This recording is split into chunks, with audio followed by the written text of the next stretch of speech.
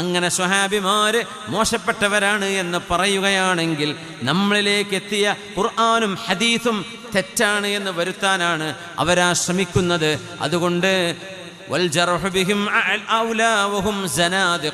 അവർ യുക്തിവാദികളോ ഇസ്ലാം എന്ന് പുറത്തു പോയവരോ ആണ് എന്ന് സ്വഹാബിമാരെ ചീത്ത പറയുന്നവരെ കുറിച്ച് മഹാനായ അല്ലാമ അബൂ സുർഅത്തുർ റാസി റഹ്മത്തുള്ളാഹി തആല അലൈഹി സ്വഹാബിമാർ അവരുടെ അഭിപ്രായങ്ങൾക്കനുസരിച്ച് അവരുടെ വാക്കുകൾക്കനുസരിച്ച് എത്രയോ ഇടങ്ങളിൽ വിശുദ്ധ ഖുർആനിൻ്റെ വചനങ്ങൾ ഇറങ്ങിയിട്ടുണ്ട്.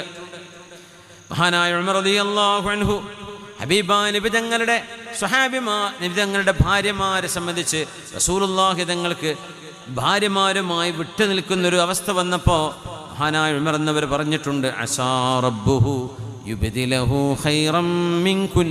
പെണ്ണുങ്ങളെ, ദാരിദ്ര്യമാണ് റസൂലുള്ളാഹിന്റെ വീട്ടിൽ എന്ന് പറഞ്ഞതുകൊണ്ട് നിങ്ങൾ മാറി നിൽക്കുകയാണെങ്കിൽ നിങ്ങളെക്കാളും ഖൈറായവരെ അള്ളാഹു ഹബീബിന് പകരം കൊടുക്കും.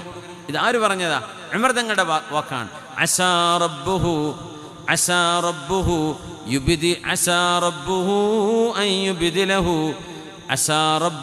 അൻ യുബ്ദിലഹു ഖൈറൻ മിൻകുന്ന. ഉമർ തങ്ങളുടെ മോളക്കൂട്ടത്തിലുണ്ട് ഹഫ്സ ബീവി. ഹഫ്സ, നിങ്ങളെക്കാളും ഖൈറായവരെ, നബിതങ്ങളെങ്ങാനും നിങ്ങളെ ത്വലാഖ് ചൊല്ലുകയാണെങ്കിൽ നിങ്ങളെക്കാളും ഖൈറായവരെ അള്ളാഹു ഹബീബിന് പകരം കൊടുക്കും സ്വല്ലല്ലാഹു അലൈഹി വസല്ലം. നബിതങ്ങളുടെ വീട്ടിൽ ദാരിദ്ര്യം ഉണ്ടായിരുന്നു സൂചിപ്പിക്കുകയാണ്. സൂറത്തു തഹ്രീമിലെ ആയത്ത് ഇതാണ്, അസാ റബ്ബുഹു ഇൻ ത്വല്ലഖകുൻ عسى ربه إن طلقكن أن يبدله أزواجا خيرا منكن. عسى ربه, ഒരുപക്ഷേ അല്ലാഹു ഇൻ ത്വല്ലഖകുന്ന, നിങ്ങളെ നബി തങ്ങളെങ്ങാനും ത്വലാഖ് ചൊല്ലുകയാണെങ്കിൽ അൻ യുബ്ദിലഹു അസ്വാജൻ ഖൈറൻ മിൻകുൻ, നിങ്ങളെക്കാളും ഖൈറായവരെ ഹബീബിന് അല്ലാഹു പകരം കൊടുത്തേക്കും. എന്താ വിഷയം എന്നറിയോ? ഹബീബായ ഞങ്ങളുടെ വീട്ടിൽ ദാരിദ്ര്യമായിരുന്നു. വീട്ടിൽ റേഷൻ എന്ന് പറഞ്ഞ സംഭവമില്ല, അരിയില്ല, ഗോതമ്പില്ല. മാസങ്ങളോളം വേവിച്ച് തിന്നുന്ന സാധനം ഹബീബിൻ്റെ വീട്ടിലില്ലാത്ത ദിവസങ്ങൾ കഴിഞ്ഞു പോയിട്ടുണ്ട്, മാസങ്ങൾ കഴിഞ്ഞു പോയിട്ടുണ്ട്. അപ്പോൾ ഫമാ യുഈശുക്കും, പിന്നെ എങ്ങനെ ഞങ്ങളൊക്കെ ജീവിച്ചത്? ഇന്നമാ ഹുവൽ അസ്വദാൻ, വെള്ളവും ഈത്തപ്പഴവും, ഇത് തിന്നിട്ട് ജീവിക്കും, അത്ര തന്നെ. ഈത്തപ്പഴം എന്ന് പറയുകയാണെങ്കിലോ ഒരു ഈത്തപ്പഴം ഒരു ദിവസം ഒന്ന്, അത്രയൊക്കെ കിട്ടും. അങ്ങനെ ജീവിച്ച ജീവിതമായിരുന്നു ഹബീബിൻ്റേത് സ്വല്ലല്ലാഹു അലൈഹി വസല്ലം. ഒരു യുക്തിവാദി, ഒരു മലയാളി യുക്തിവാദി ചോദിക്കുന്നത് ഒരു ചെറിയ ക്ലിപ്പ് കണ്ടു. നിങ്ങൾ ജീവിക്കാൻ തങ്ങൾക്ക് എന്ത് വരുമാനം, നബി തങ്ങൾക്ക് വരുമാനം ഉണ്ടാവാൻ എന്താ ചെയ്തത്? ആ പണി തന്നെ ഞാനും ചെയ്യണത് എന്നാണ് ഈ മലയാളി മുസ്ലിം യുക്തിവാദി. അയാൾ പറയുന്നത് വാക്കിൻ്റെ പൊരുളതാണ്. അയാൾ മനസ്സിലാക്കണം, റസൂലുള്ളാഹി സ്വല്ലല്ലാഹു അലൈഹി വസല്ലം തങ്ങൾ ആടുമേച്ചു നടന്നിട്ടുണ്ട്, കച്ചവടം ചെയ്തിട്ടുണ്ട്. നുബുവത്ത് കിട്ടിയിടം മുതൽ നബി തങ്ങളുടെ ജീവിതം പട്ടിണിയുടെ ജീവിതമായിരുന്നു. നബി തങ്ങൾക്ക് ജോലി ചെയ്യാനുള്ള സാഹചര്യം അവിടെ ഉണ്ടായില്ല. നബി തങ്ങൾ മുതലാളിയായിട്ടുണ്ടോ എന്ന് വെച്ചാൽ, തങ്ങൾ സമ്പാദിച്ചിട്ടുണ്ടോ?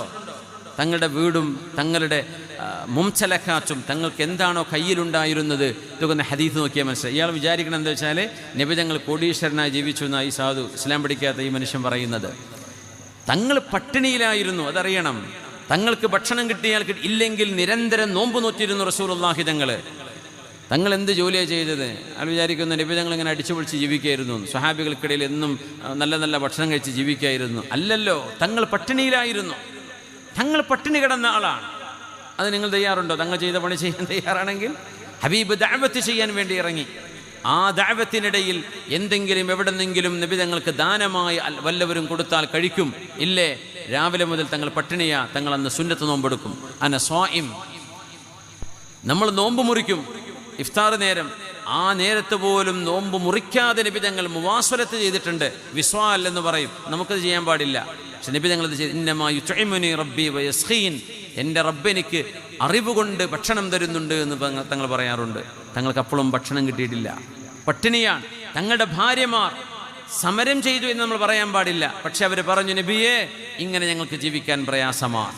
അപ്പോഴാണ് നബി തങ്ങളുടെ തീരുമാനം വരുന്നത്, എൻ്റെ ഭാര്യമാരെ എൻ്റെ കൂടെ ജീവിക്കുകയാണെങ്കിൽ ഈ പട്ടിണി സഹിച്ചുകൊണ്ട് ജീവിക്കേണ്ടി വരും. അതല്ല നിങ്ങൾക്ക് ഭൗതികമായ സൗകര്യങ്ങൾ വേണമെന്നുണ്ടോ, നിങ്ങളെ ഞാൻ ത്വലാഖ് ചൊല്ലിത്തരാം, നിങ്ങൾ വേറെ ആരെങ്കിലും പോയി കല്യാണം കഴിച്ചോളൂ. ആ സാഹചര്യമാണ് ഈ സൂറത്തു തഹരീമിലെ ആയത്ത് പറയുന്നത്. അപ്പോൾ തങ്ങൾ എന്ത് ജോലിയാണ് ചെയ്തതെന്ന് ചോദിച്ച് കളിയാക്കുന്നവൻ അറിയണം, നബി തങ്ങൾ പട്ടിണി കിടന്ന് ജീവിച്ച ആളാണ് സ്വല്ലല്ലാഹു അലൈഹി വസല്ലം. നബി തങ്ങൾ പട്ടിണി കിടന്ന് ജീവിച്ച ആളാണ് സ്വല്ലല്ലാഹു അലൈഹി വസല്ലം.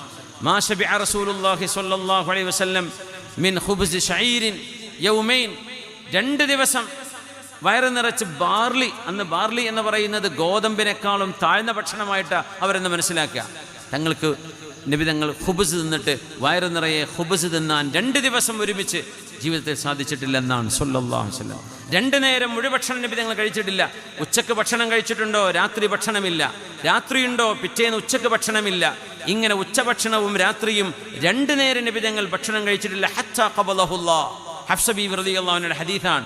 നബി തങ്ങൾ അല്ലാഹുവിൻ്റെ ഹബീബ് വഫാത്താകുന്നവരെ 2 നേരം വയറ് നിറച്ച് ഭക്ഷണം കഴിച്ചത്. അതുകൊണ്ട് പൊന്നു യുക്തിവാദി, റസൂലുള്ളാഹി തങ്ങളുടെ മേക്കിട്ട് കയറാൻ വരുന്നതിന് മുമ്പ് ഒന്നറിയണം ആ ജീവിതം എന്തായിരുന്നു എന്ന്. വെറും ഒരു സൈഡ് മാത്രം നോക്കുമ്പോൾ ഏതൊരു കാര്യം അങ്ങനെയാണ്.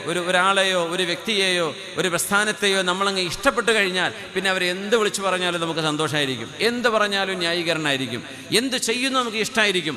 പക്ഷേ ഒരാളോട് നമുക്ക് ഇഷ്ടക്കുറവുണ്ടെങ്കിൽ അയാളോ ആ പ്രസ്ഥാനമോ ആ ആൾക്കൂട്ടമോ ചെയ്യുന്നത് മുഴുവൻ തെറ്റായിരിക്കും.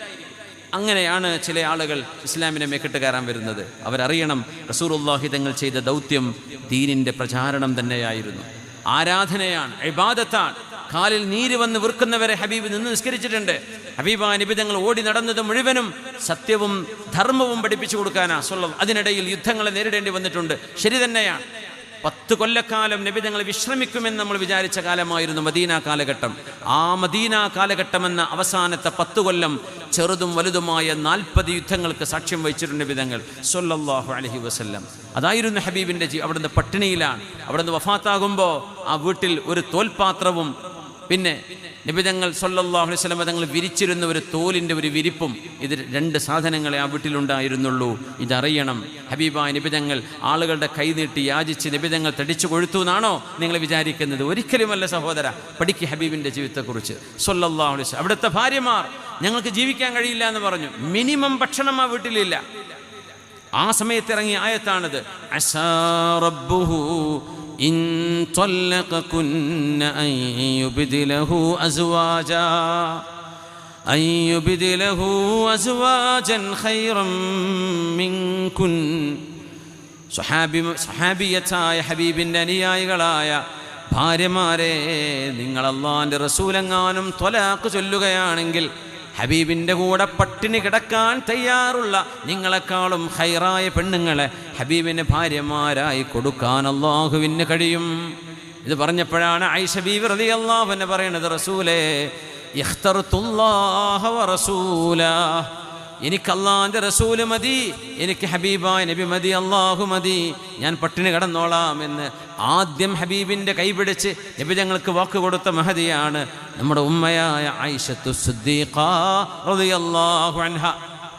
ഇവിടെ ഉമർ റളിയല്ലാഹു അൻഹു അസാ റബ്ബുഹു അൻ യുബ്ദിലഹു ഖൈറൻ മിൻകുന്ന എന്ന് ഉമർ തങ്ങൾ പറഞ്ഞ വാക്കുകൾ വിശുദ്ധ ഖുർആനിൻ്റെ വചനങ്ങളായി ഇറങ്ങിയിട്ടുണ്ട്. മഹാനായ അബൂ അയ്യൂബ് അൽ അൻസ്വാരി റളിയല്ലാഹു അൻഹു അന്ന് ആയിഷ ബീവി റളിയല്ലാഹു അൻഹയെ സംബന്ധിച്ച് അവിടുത്തെ കപടവിശ്വാസികൾ പറയാൻ പാടില്ലാത്തൊരപരാധം നുണ പറഞ്ഞു പരത്തിയപ്പോ സുബ്ഹാനക ഹാദാ ബുഹ്താനുൻ അദീം, പടച്ചവനെ ഇത് വലിയ നുണയാണല്ലോ എന്ന് അബൂ അയ്യൂബ് അൽ അൻസ്വാരി എന്ന സ്വഹാബി, അവരെ വീട്ടിലാണ് ഹിജറ കഴിഞ്ഞ് നബി ഞങ്ങൾ വന്ന ആദ്യ ദിവസം റസൂലുള്ളാഹി തങ്ങൾ താമസിക്കുന്നത്. ആ മഹാനായ സ്വഹാബിയുടെ വായിൽ നിന്ന് വന്ന വാക്കാണ് സുബ്ഹാനക ഹാദാ ബുഹ്താനുൻ അദീം. സൂറത്തുൻ നൂർ എടുത്ത് നോക്കിയാൽ ആയിഷ ബീവി റളിയല്ലാഹു അൻഹ നിരപരാധിയാണ് എന്ന് പറയുന്ന മഹദി റളിയല്ലാഹു അൻഹയുടെ മഹത്വം പറയുന്ന ആയത്തിൽ സുബ്ഹാനക ഹാദാ ബുഹ്താനുൻ അദീം എന്ന് അല്ലാഹു ഉപയോഗിച്ചിരിക്കുന്ന സ്വഹാബിമാർ അവരുടെ വചനങ്ങൾ, ചില വാക്കുകൾ അല്ലാഹു അവൻ്റെ വിശുദ്ധമായ വചനങ്ങളിലെ ആയത്തുകളായി ഇറക്കുകയാണ്. ഈമാനിൻ്റെ പ്രതീകങ്ങളല്ലേ അവർ. നമ്മുടെ ചുറ്റുവട്ടങ്ങളിൽ നമ്മുടെ യൂട്യൂബ്, നമ്മുടെ ഫേസ്ബുക്കുകൾ, നമ്മുടെ ഇൻസ്റ്റഗ്രാം ഇതിലൊക്കെ ഓരോ യുക്തിവാദിയുടെയും കാര്യങ്ങൾ മനസ്സിലാക്കാതെ, ഈമാനിൻ്റെ അടിസ്ഥാന വിഷയങ്ങൾ പോലും കൃത്യമായി അറിയാതെ എന്തൊക്കെയോ വാക്കുകൾ വെച്ച് വ്യാഖ്യാനിച്ച് അവർക്ക് ഇഷ്ടമുള്ള രീതിയിൽ ദുർവ്യാഖ്യാനം ചെയ്യുമ്പോൾ നമ്മുടെ ഈമാൻ നഷ്ടപ്പെടാനിടയുണ്ട്, ഈമാൻ ഇളകാനിടയുണ്ട്. അതുകൊണ്ട് അത്തരം ആളുകളുടേത് വീക്ഷിക്കുന്നവർ ശരിയായും അതിൻ്റെ മറുവശം എന്താണ് എന്നറിയുന്നവരായിരിക്കട്ടെ. ഇല്ലേ സൗകര്യപൂർവ്വം മാറ്റിവെക്കുക, വിവരമുള്ളവരോട് ചോദിച്ചു പഠിക്കുക. മഹാനായ റസൂലുള്ളാഹി സ്വല്ലല്ലാഹു അലൈഹി വസല്ലം തങ്ങളുടെ സ്വഹാബിമാർ എത്രയോ വലിയ ഈമാനുള്ളവരാണ്. എന്തുകൊണ്ടെന്നറിയോ? പുണ്യനബി തങ്ങളുടെ വഹീൻ്റെ സാക്ഷികളാണവർ. വഹീ വരുന്നത് കണ്ണിൽ നേരിട്ട് കണ്ടവരാണവർ. വഹീൻ്റെ നേർസാക്ഷ്യമാണവർ.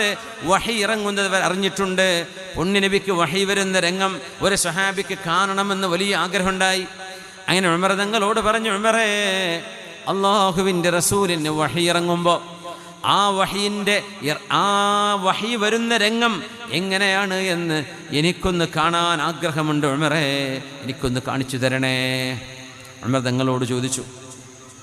അങ്ങനെ ഒരു ദിവസം ഹബീബായ റസൂലുള്ളാഹി തങ്ങൾക്ക് വഹീ വരുമ്പോൾ ആ വഹീൻ്റെ രംഗം ഉമർ തങ്ങളോട് പറഞ്ഞ സ്വഹാബി, ആ സ്വഹാബിയോട് ഉമർ തങ്ങൾ വരാൻ പറഞ്ഞു. ഇതാ റസൂലുള്ളാഹി തങ്ങൾക്ക് വഹീ വരുന്നുണ്ട്, കാണണ്ടേ എന്ന് ചോദിച്ചു. കാണണമെന്ന കൗതുകം പറഞ്ഞു. അങ്ങനെ ആ സ്വഹാബിയെ ഉമർ റളിയല്ലാഹു അൻഹു കൊണ്ടുവന്നു. തആൽ, എന്നിട്ട് വരിൻ. വകശഫൽ ഗിതാ, നബി തങ്ങൾ കിടക്കുന്ന മുറിയുടെ ആ ഒരു വിരിപ്പിങ്ങനെ നീക്കിക്കൊടുത്തു. ഫഇദാ ബിന്നബി സ്വല്ലല്ലാഹു അലൈഹി വസല്ലം ലഹു ഗതീതുൻ ഗതീതുൽ ബക്കർ. ഗതീത്ത് എന്ന് പറഞ്ഞാൽ ശരിക്കും കൂർക്കം വലിക്കുക എന്നാണ്. ഉറക്കത്തിൽ കൂർക്കം വലിക്കൂലേ? ഒട്ടകം അങ്ങനെ ശബ്ദിക്കുന്ന പോലെയുള്ള ഒരു ശബ്ദം ഹബീബിൻ്റെ നെഞ്ചത്ത് നിന്ന് വരുന്നത് ആ സ്വഹാബി കേട്ടു. فإذا بالنبي صلى الله عليه وسلم له غطيت كغطيت البكر. ബക്കർ എന്ന് പറഞ്ഞാൽ ഇബില്, ഒട്ടകം.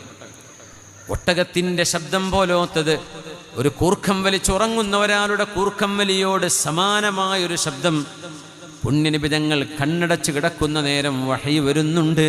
ജിബ്രീൽ അലൈഹിസ്സലാം ഖുർആൻ ഇറക്കിക്കൊണ്ടിരിക്കുന്ന നേരമാണത്. തഅലൂഹു റഹദാ യഹ്മറു വജ്ഹുഹു സ്വല്ലല്ലാഹു അലൈഹി വസല്ലം. ഹബീബായ നബി തങ്ങൾക്ക് നെഞ്ചകം വീർക്കുന്ന പോലെ, ഹബീബായ നബി തങ്ങൾക്ക് ഭാരമുണ്ട്, അവിടുത്തെ മുഖം ഇങ്ങനെ ചുമക്കുന്നുണ്ട്.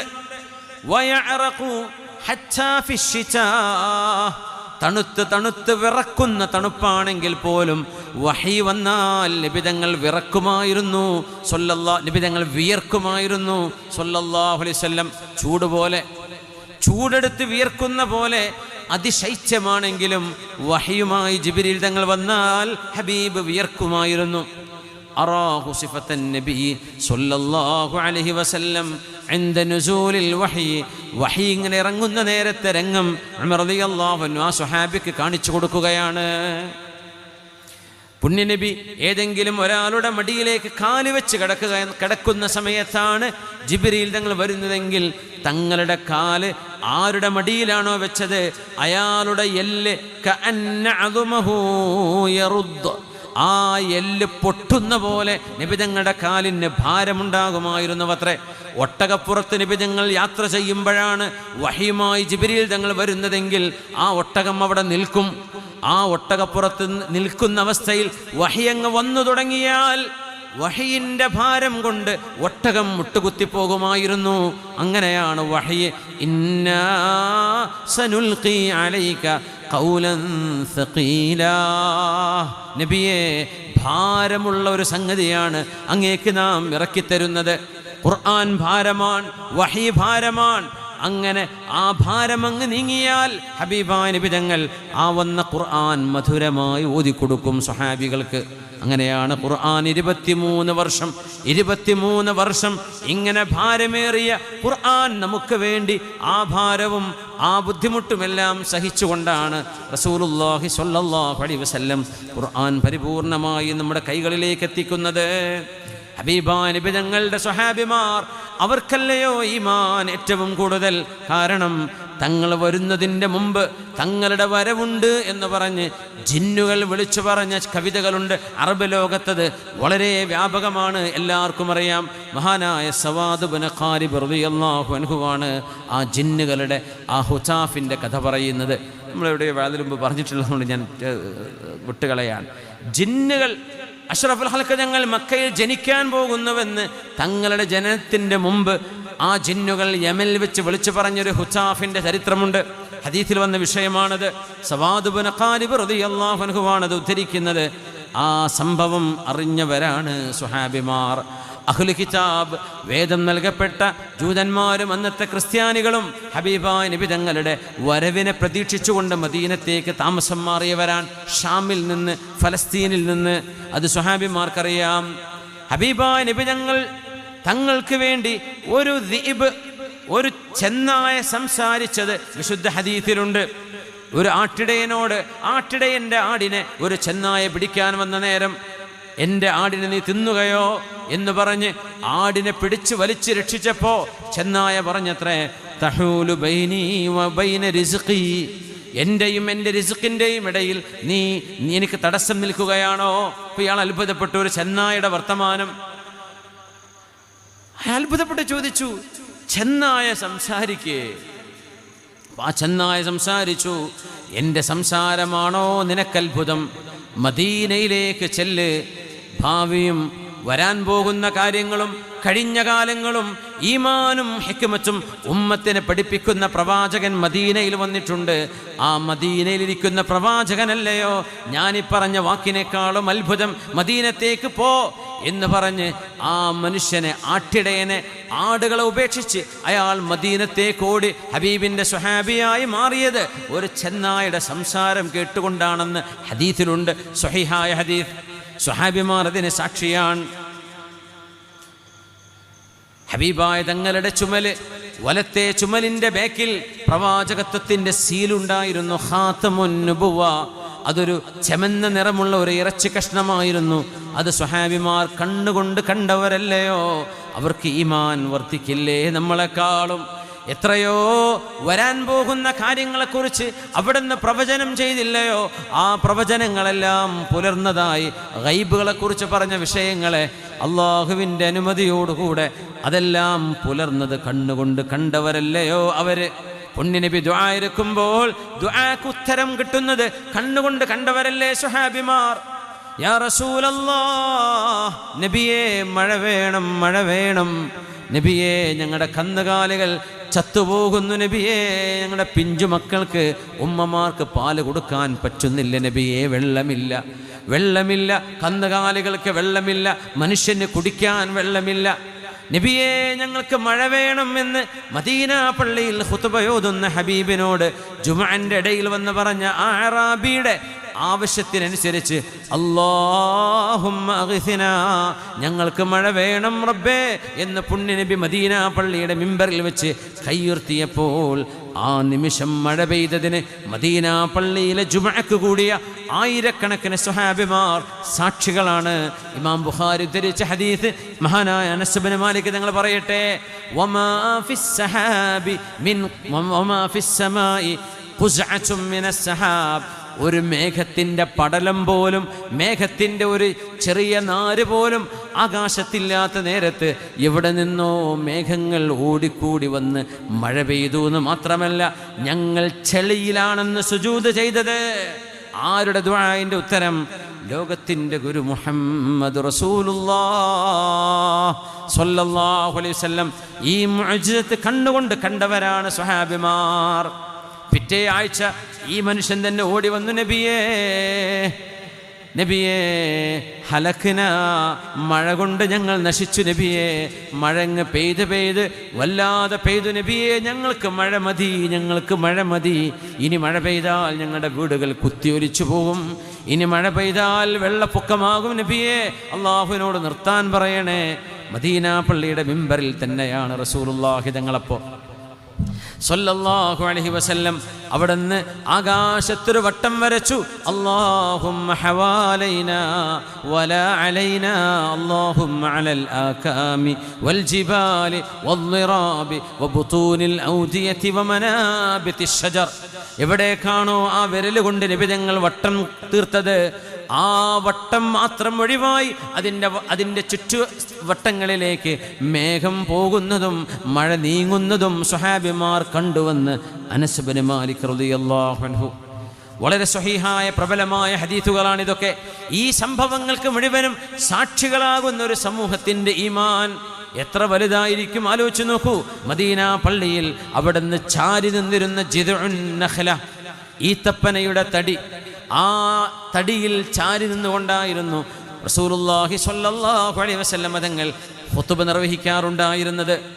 എന്നാൽ അൻസ്വാരികളിൽപ്പെട്ട ഒരു ഉമ്മ, അവരുടെ മകൻ ആശാരിപ്പണി അറിയുന്ന മോനാണ്, ഹബീബിനോട് വന്ന് പറഞ്ഞില്ലേ സ്വല്ലല്ലാഹു അലൈഹി വസല്ലം, നബിയേ അങ്ങ് സമ്മതം തരികയാണെങ്കിൽ ഒരു മിമ്പർ അങ്ങേക്ക് വേണ്ടി ഖുതുബ നിർവഹിക്കാൻ കയറി നിൽക്കാൻ പറ്റുന്ന 3 സ്റ്റെപ്പുകളുള്ള ഒരു മിമ്പർ ഞാൻ എൻ്റെ മോനോട് പറഞ്ഞ് ഉണ്ടാക്കി തരട്ടെയോ?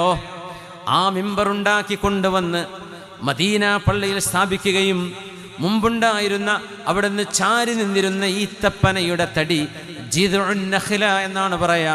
ഈ ഹദീസ് പറയുമ്പോൾ മഹാനായ ഹസനുൽ ബസ്രി തങ്ങൾ പൊട്ടിക്കരയുമായിരുന്നു.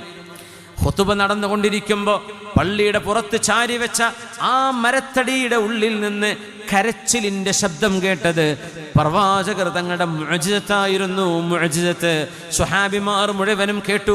ഒരു പിഞ്ചു പൈതൽ തേങ്ങി തേങ്ങി കരയുന്ന പോലെ. ആരാണ് ഈ കരയുന്നത്? നിസ്കാരം കഴിയുന്നവരെ കാത്തിരുന്നു. നിസ്കാരം കഴിഞ്ഞതിന് ശേഷം നോക്കുമ്പോൾ ഹബീബായ നബി തങ്ങൾ പള്ളിയുടെ പുറത്ത് ചെന്ന് നോക്കുമ്പോൾ ആ പുറത്ത് ചാരി വെച്ച ഈത്തപ്പന തടിയിൽ നിന്നാണ് ഒരു പൈതലിൻ്റെ കരച്ചിൽ പോലത്തെ കരച്ചിൽ കേട്ടത്. മുതവാത്തിറായ ഹദീസ് എന്നതിനെ സംബന്ധിച്ച് പറയാം.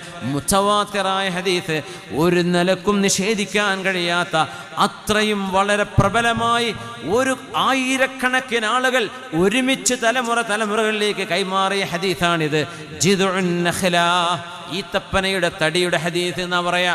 ആ ഈത്തപ്പന തടിയെ പുണ്യ നബി കൈകൊണ്ട് തലോടുകയും എന്തൊക്കെയോ അതിനോട് പറയുകയും ചെയ്തപ്പോൾ ഹദഅത്, അതിൻ്റെ കരച്ചിൽ നിർത്തി. എന്നിട്ട് തങ്ങൾ മദീന പള്ളിയുടെ മുൻവശത്ത് ആ ഈത്തപ്പനയുടെ തടിയെ മറവ് ചെയ്യാൻ പറഞ്ഞു. അവർ ചോദിച്ചു, യാ റസൂലല്ലാഹ്, നബിയേ ആ മരത്തടിയോട് എന്താണങ്ങ് പറഞ്ഞത്? തങ്ങൾ പറഞ്ഞു, നീ എൻ്റെ കൂടെ നാളെ സ്വർഗത്തിലേക്ക് വരാൻ ഇഷ്ടപ്പെടുന്നില്ലയോ? നീ ശാന്തമാവ്, കരയല്ലേ എന്ന് പറഞ്ഞു. അപ്പോഴാണത് കരച്ചിൽ നിർത്തിയത്. ഹസനുൽ ബസ്രി തങ്ങൾ ഹദീസ് പറഞ്ഞുകൊണ്ട് പറയും, ഹാദൽ ജിദ്അ, ഈ ഈത്തപ്പന തടിയാണിത് കരയുന്നത്.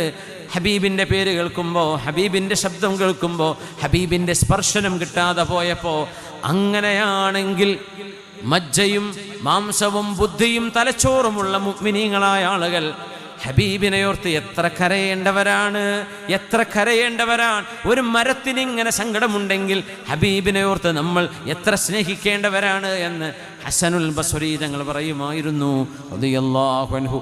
അവിടുത്തെ പരിശുദ്ധമായ വിയർപ്പിന് സുഗന്ധമായിരുന്നു.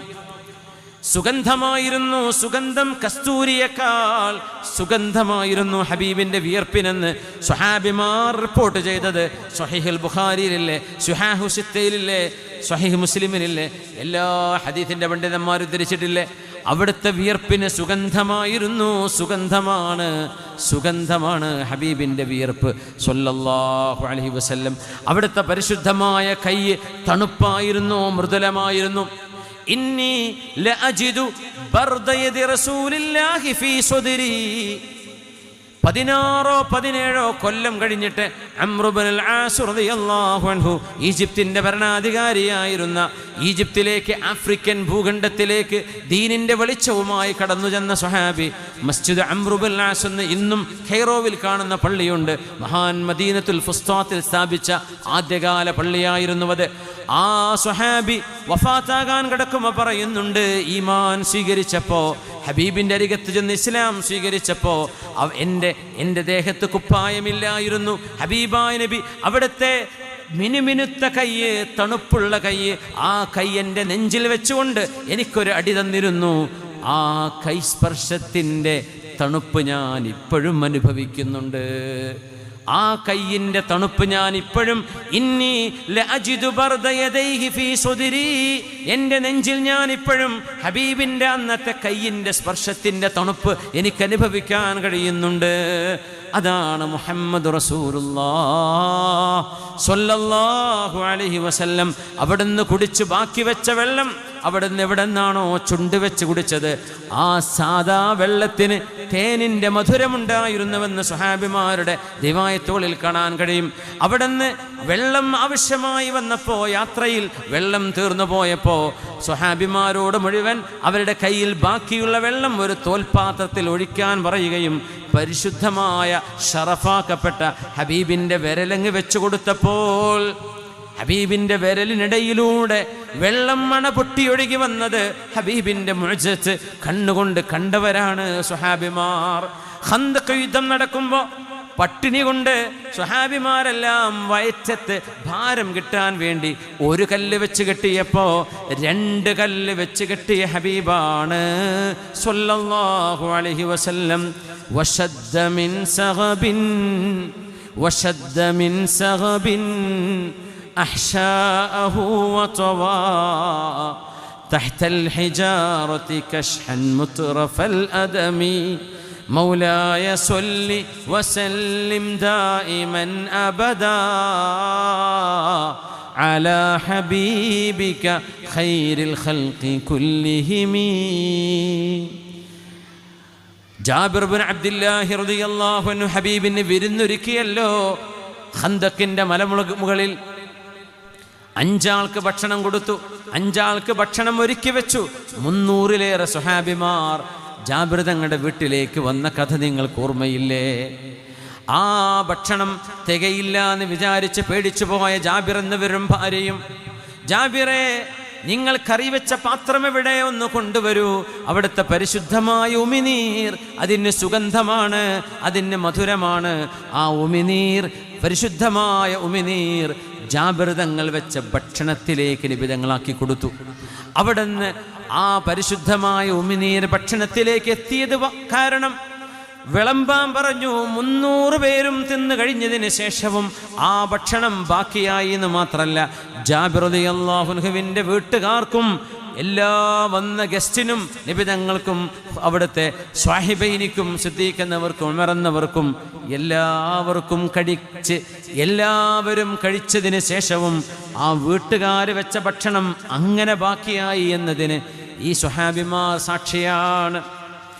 ഒട്ടകം കരഞ്ഞുകൊണ്ട് വന്നില്ലയോ ഹബീബിൻ്റെ മുമ്പിലേക്ക്, യാ റസൂലല്ലാഹ്, എൻ്റെ അധികാരിയായ എൻ്റെ മാസ്റ്റർ, മദീനക്കാരനായ അൻസ്വാരിയായ ഒരു ചെറുപ്പക്കാരൻ, നബിയേ എനിക്ക് നേരത്തെ ഭക്ഷണം തരുന്നില്ല പ്രവാചകരെ, എന്നെ വിശപ്പ് സഹിപ്പിക്കുന്നുണ്ട്, എന്നെ കൊണ്ടെടുക്കാൻ പറ്റാത്ത ജോലി എന്നെ കൊണ്ട് ചെയ്യിപ്പിക്കുന്നുണ്ട് നബിയേ എന്ന് ആ ഒട്ടകം കണ്ണുനീര് വാർത്ത് ഒരു ഈത്തപ്പന തോട്ടത്തിലേക്ക് കയറി ചെന്ന് നബിയോട് പരാതി പറഞ്ഞത് അഷ്റഫുൽ ഖൽഖിന്റെ സ്വഹാബിമാർ സാക്ഷിയാണ്.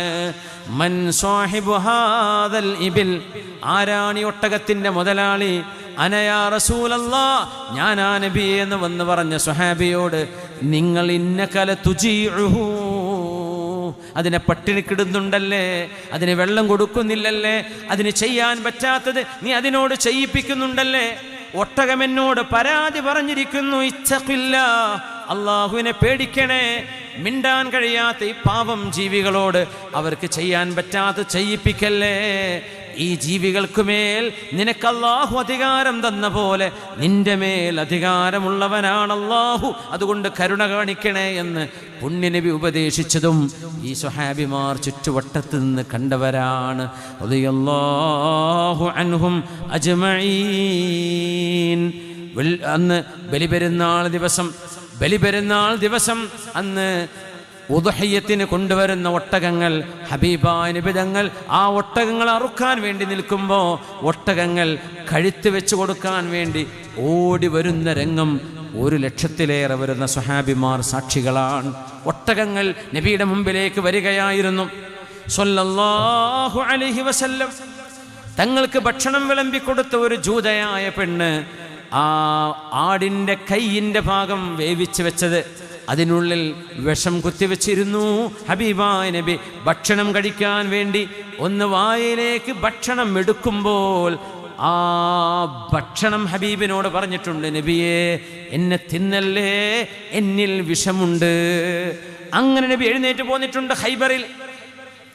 പുണ്യനബി ഭക്ഷണം കഴിക്കുമ്പോഴെല്ലാം അവിടെ നിന്ന് ഭക്ഷണം കഴിക്കുമ്പോൾ ഭക്ഷണം തസ്ബീഹ് ചൊല്ലുമായിരുന്നു.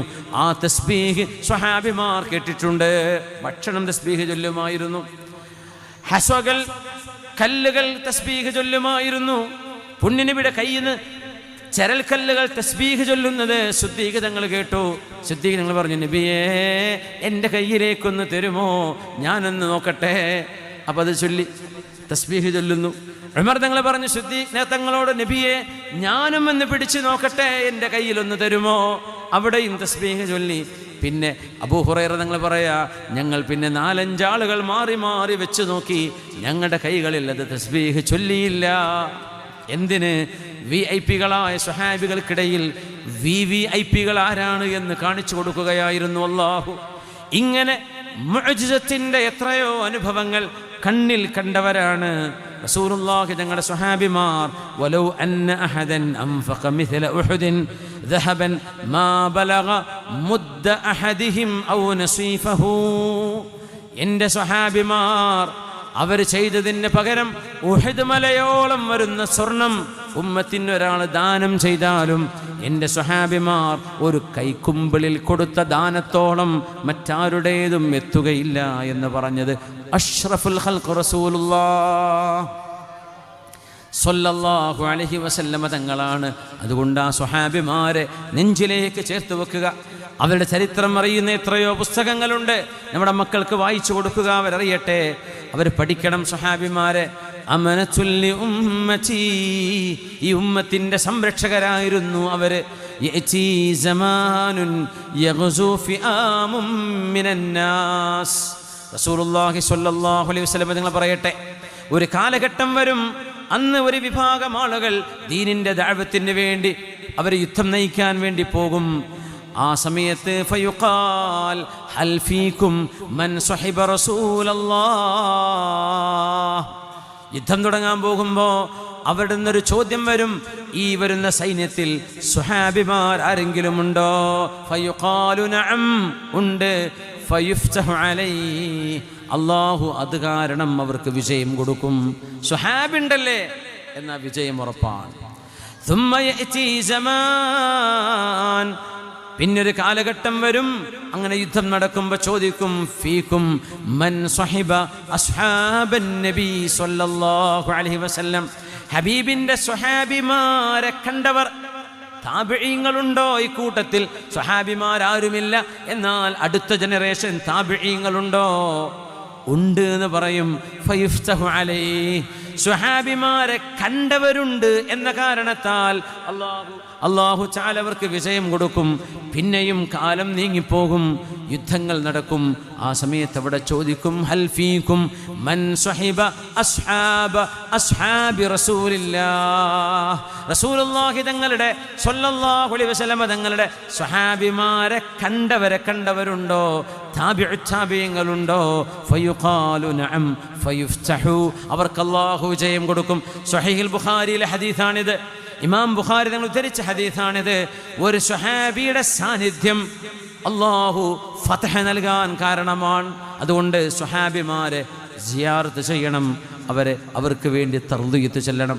അവരെ പറ്റി മുഴുവനെല്ലാവരെ പറ്റിയും പൊരുത്തപ്പെടണം. അവർ അല്ലാഹുവിനെ പൊരുത്തപ്പെട്ടവരാണ്, അല്ലാഹു റബ്ബിൻ്റെ പൊരുത്തം കൊടുത്തവരാണ് സ്വഹാബിമാർ. അവരാരും ചെറുതല്ല, എല്ലാവരും VIP-കളാണ്. ആ VIP-കളിൽ VVIP-കളുണ്ട്. അശ്റത്തുൽ മുബശ്ശരീൻ, ഖുലഫാഉർ റാഷിദീൻ, ഹബീബാ നബി തങ്ങളുടെ അഹ്ലു ബൈത്ത്, അസ്വാജുഹു ഉമ്മഹാത്തുൽ മുഅ്മിനീൻ.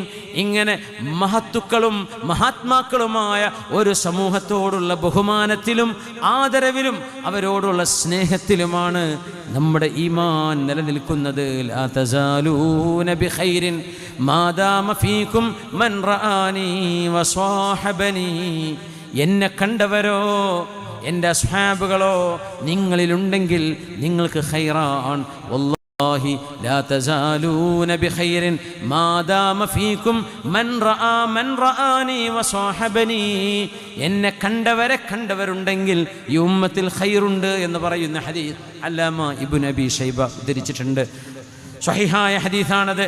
അങ്ങനെ ഖൈറുൽ ഖുറൂനി ഖർനി സുമ്മല്ലദീന യലൂനഹും സുമ്മല്ലദീന യലൂനഹും. സ്വഹാബിമാർ ഇങ്ങനെയാണെങ്കിൽ അവരുടെ ഗുരുവായ അഷ്റഫുൽ ഖൽഖ് റസൂലുള്ളാഹ് സ്വല്ലല്ലാഹു അലൈഹി വസല്ലം തങ്ങളുടെ മഹത്വം എത്രയാണ്, അംബിയാഇൻ്റെ മഹത്വം എത്രയാണ്, ശുഹദാഇൻ്റെയും സ്വാലിഹീങ്ങളുടെയും മഹത്വം എത്രയാണ്. അല്ലാഹുവേ, സജ്ജനങ്ങളായ സ്വാലിഹീങ്ങളായ ആളുകൾ, മൺമറഞ്ഞു പോയവരും ജീവിച്ചിരിക്കുന്നവരുമായ സജ്ജനങ്ങളെ അല്ലാഹുവേ ചെന്ന് സന്ദർശിക്കാനുള്ള തൗഫീഖ് നൽകണേ റബ്ബേ. അല്ലാഹുവിൻ്റെ ശഫാഅത്ത് നൽകണേ റബ്ബേ. അവരോടുള്ള മഹബ്ബത്ത് നാളെ ഞങ്ങൾക്ക് ശഫാഅത്താക്കി മാറ്റിത്തരണേ തമ്പുരാനെ. അല്ലാഹുവേ, സ്വഹാബത്തിനോടുള്ള മഹബ്ബത്ത് മുഹാജിറുകളാണെങ്കിലും അൻസ്വാരികളാണെങ്കിലും അവരുടെ ഈമാൻ എത്ര വലുതാണ്. അല്ലാഹുവേ, നിനക്ക് വേണ്ടി എത്ര ത്യാഗം ചെയ്തവരാണ്. യാ റബ്ബനാ, അവരോടുള്ള മഹബ്ബത്തിൻ്റെ പേരിൽ അൻത മഅ മൻ അഹ്ബബ്ത, നിങ്ങൾ ആരെ ഇഷ്ടപ്പെട്ടുവോ അവരോടൊപ്പമാണല്ലേ. അല്ലാഹുവേ, ഇന്നാ നുഹിബ്ബുക نشهدك أننا نحبك ونحب رسولك وأصحاب رسولك وأولياءك وعلماءك وشهداءك وصالحي عبادك. اللهم أدخلنا الجنة معهم بفضلك يا أكرم الأكرمين. ആമീൻ. അല്ലാഹുവേ, നീ ഞങ്ങളെ സഹായിക്കണേ തമ്പുരാനെ. മജ്ലിസുൻ നൂർ എന്ന പുണ്യമായൊരു സദസ്സ്, ആ സദസ്സിൻ്റെ വാർഷികമാണ് ഇവിടെ നടക്കുന്നത്. അല്ലാഹുവേ, അസ്ഹാബുൽ ബദ്രീൻ, സ്വഹാബികളിൽ വലിയ സ്ഥാനമുള്ളവരാണ് ബദ്രീങ്ങൾ. അല്ലാഹുവേ, ഇവിടെ ശഫാഅത്ത് ഞങ്ങൾക്ക് നൽകണമേ തമ്പുരാനെ. ആമീൻ യാ റബ്ബൽ ആലമീൻ.